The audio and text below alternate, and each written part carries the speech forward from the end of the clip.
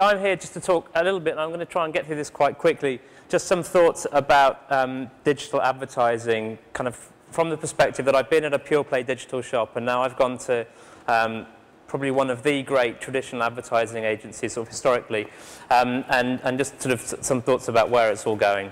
Yeah, obviously, you know, the web is this amazing thing, and for me, it takes anything that you could do on TV or radio or print, you can do online a million times better, because it's now no longer a case of the man kind of pushing this stuff out to us, the people.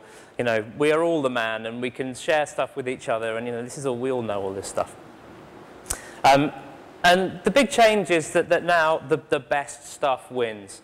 And this is something that you find a lot of people who perhaps have come from more traditional kinds of advertising, they're not, oddly, they're kind of not so keen on that, because and you can kind of understand why, because best is now no longer an artistic thing, and it's no longer the preserve of experts to say what's best. It's in the hands of people, and sometimes people have really weird taste. We had a meeting at Provoke with a creative director from an agency, and he sat in the room and he said, the trouble with you digital guys is that you need to dream more.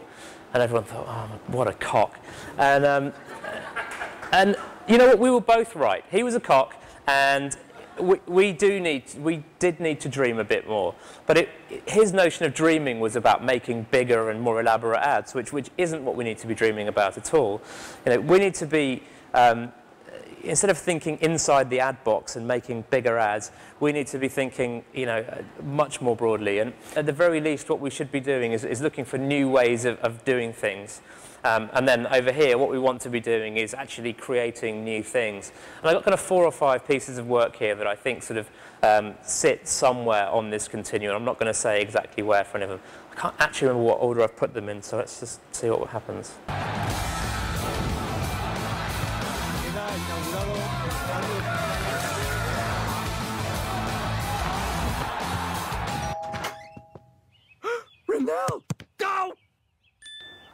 So I don't know how many of you have seen that. I mean, this is an ad that's actually from Wieden Kennedy. It's a 3-minute-long film for Nike for the World Cup. And Nike aren't actually a World Cup sponsor, so what they did was, rather than using the official channels, they premiered this on Facebook and on YouTube. And there's a really interesting way of still doing a kind of a big film that advertising loves, but actually looking at a kind of more modern way of distributing that, which has worked incredibly well.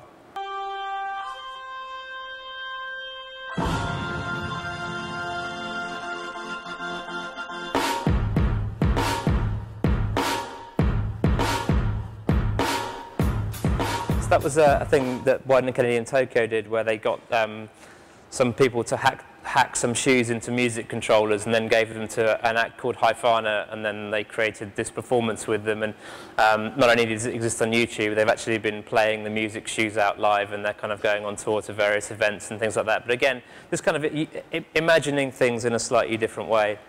Kind of like the Nike Plus for cars, where you plug a USB thing into your car and it tracks your environmental performance and allows you to kind of to upload that to a community.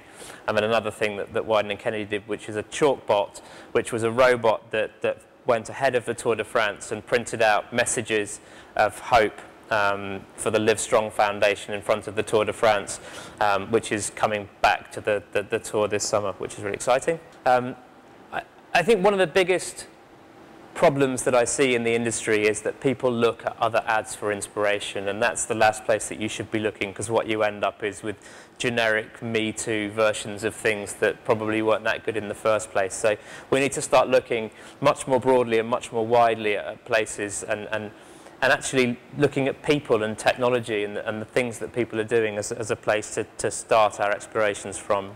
And my final thing is that this stuff is not going away, and it's never ever going to calm down. And I think that's one of the things that people everyone's kind of waiting for it to calm down, and it's never going to calm down. It's only going to get more and more unstable and unwieldy, and we just have to learn how to deal with it and thrive on it, rather than trying to kind of control it.